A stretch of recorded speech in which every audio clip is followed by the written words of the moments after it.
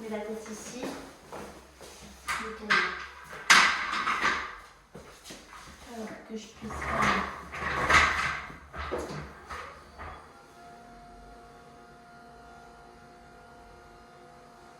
Donc en gros, pour lui donner la spasticité, j'explique en même temps comme ça. On fait toute l'amplitude de l'articulation. Donc par exemple pour l'épaule, on va aller chercher sur l'élévation, sur l'abduction. Et après, on le fait de manière lente. Et après, moi, je le fais de manière plus rapide. Et en fait, c'est comme par exemple, on l'a déjà fait sur ton triceps.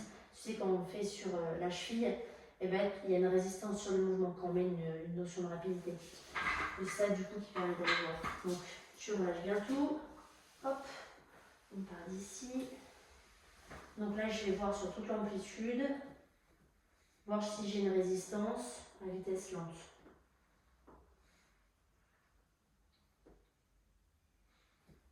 Ok, pas du tout. Je regarde sur l'abduction. Ouais, mais j'ai une bonne souplesse passive. Ouais. Après, elle ne sert à rien en fait.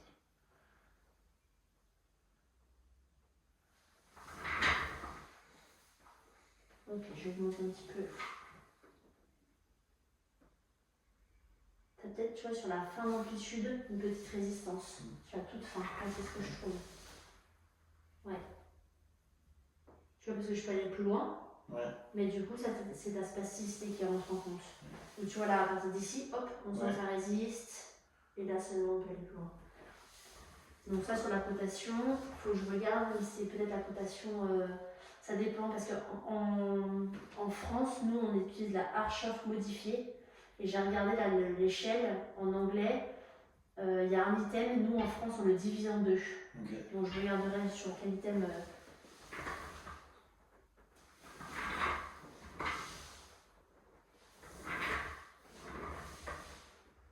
Ok, sur l'abduction, il n'y a pas. Du coup, un peu de spasticité sur la fin d'amplitude pour l'élévation. On va regarder au niveau du coude. Donc là, je fais toute l'amplitude.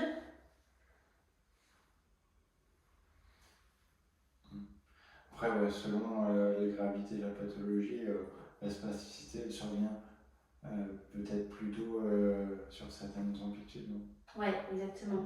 Par exemple, tu vois là au niveau du coude, c'est pareil. Toute là, il n'y a pas de problème, il n'y a pas de problème, il n'y a pas de problème, il n'y a pas de problème. Là, je commence à sentir une résistance pour toi. Et donc, du coup, tu as une spasticité qui se met en place, mais en fin de course musculaire. Et ce qui est normal, chez beaucoup de patients épilégiques, c'est le cas. Après, ce qu'il faut voir, c'est s'il y a une notion de vitesse. Tu vois là, par exemple, je sens qu'il y a sur la fin d'amplitude une résistance, parce que tu as une spasticité musculaire. Et ensuite, on le fait avec une vitesse plus importante.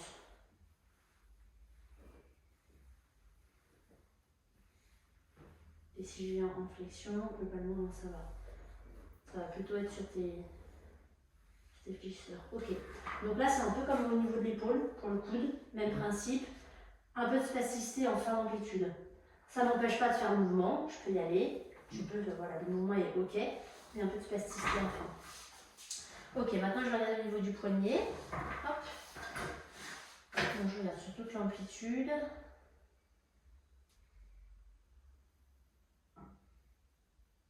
Là c'est pareil, je sens que tu as une petite résistance qui se met sur la fin d'amplitude. Et chez les personnes atteintes d'hémiplégie, c'est très souvent sur les fléchisseurs au niveau du membre sup que tu vas. Tu vois, c'est jamais. C'est toujours aux extrémités où c'est un peu plus fort. Ouais. C'est jamais. On n'a jamais vu un patient hémiplégique qui a la main en attitude d'extension. Ouais. Parce que c'est tout le temps les fléchisseurs qui sont spastiques, ou si tu ne fais rien, tu as la main qui vient comme ceci. Donc là, c'est pareil. Je sens une petite résistance, tu vois, sur la fin d'amplitude. On va voir si on a une notion de vitesse. Non, pas particulièrement. Donc ça, c'est globalement... Sur le membre sup, c'est pareil. Moi, je dirais sur la même cotation entre épaule, poignet et coude. Où tu as un peu de spasticité sur la fin d'amplitude du mouvement. On va regarder du coup je vais commencer par la cheville. Ouais. Alors, je vais juste regarder si tu es bien dans le cadre pour la cheville. Ouais, c'est bon. Hop. Du coup, là, je te le fais doucement, l'amplitude du mouvement.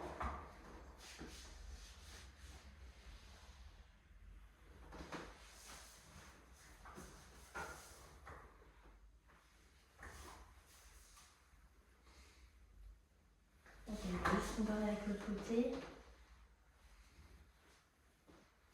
On sent que tu as une petite résistance, tu vois, sur la fin d'amplitude, c'est pareil.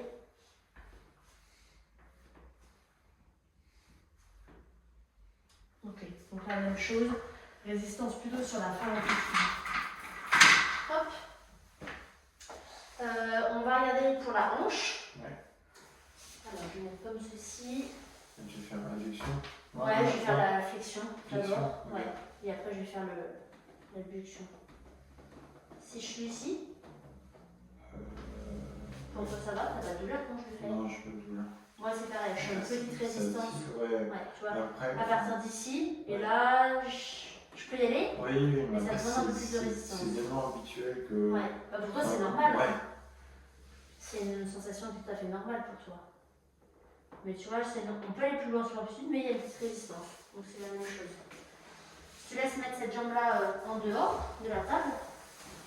Ok, parfait. Et tu m'as dit, t'es en arrêt. Enfin, Quand je m'arrête? Ouais. Ouais, en mi-mars. Et tu Mi-mars, je m'arrête. reprends. Je reprends début août. Mais je suis remplacée, hein. Oui, pendant...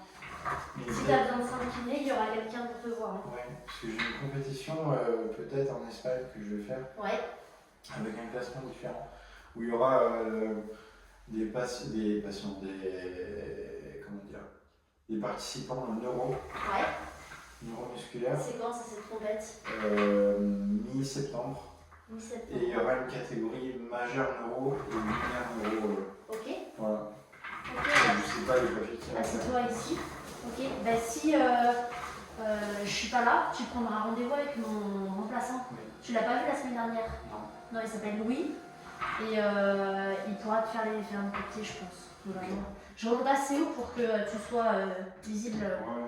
Parce que la dernière fois, c'était pas forcément visible. Tu relâches tout, tu te laisses faire. Ok? Ouais, ça les ischios. Et encore ça va, on a fait de la souplesse aujourd'hui au niveau des ischios. Mais c'est plus les ischios qui te limitent. Ah ouais.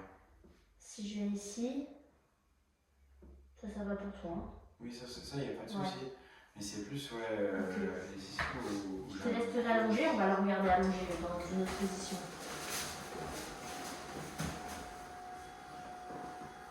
Hop. Alors, pose ici.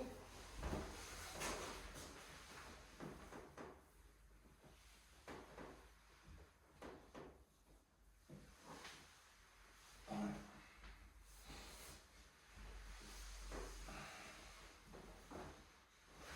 Ok, tu vas juste passer sur le ventre, comme ça on pourra le faire dans la dernière position.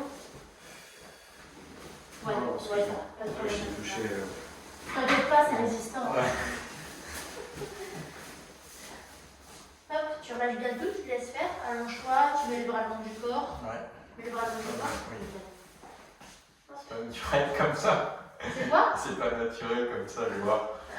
Tu dors jamais comme ça, Baptiste? Toujours le bras recroquevillé. Je laisse pas bien. Mais bon. Recroquevillé, oui. T'as une attelle pour ton bras ou pas? Non, jamais. Jamais? Jamais. On m'a jamais proposé. Parce que je sais qu'il y a parfois des patients qui ont des attelles pour la nuit. Ah oui, oui, oui. Ouais. Moi j'avais un pote en primaire, il en avait pour la nuit, que ce soit pour la jambe et le bras. Ouais. Mais c'est pas très Pas très agréable. Pas très cool, ouais. Non, c'est sûr. Si je suis là, Ça je tire. tire un peu devant. Ok. Je vais juste aller un peu plus vite pour voir. Ok. Au niveau du genou, il n'y a pas beaucoup de spasticité. Ok, on est tout bon. Là, j'ai fait épaule, coude, poignet, Ouais. hanche, genou, cheville. Donc, Ok. globalement, il faut regarder la cotation à quoi ça correspond, mais sur toute l'épaule, là, tu as de la spasticité sur de la fin d'amplitude. Donc, le mouvement, on peut le faire, mais tu es limité, tu as une petite résistance sur la fin d'amplitude. Sur la hanche, c'est la même chose. Au genou, j'ai pas l'impression que ce soit de la spasticité, dans le Ouais. sens où c'est plutôt des ischios qui sont raides, mais tu vois, ça aurait été la même chose de l'autre côté.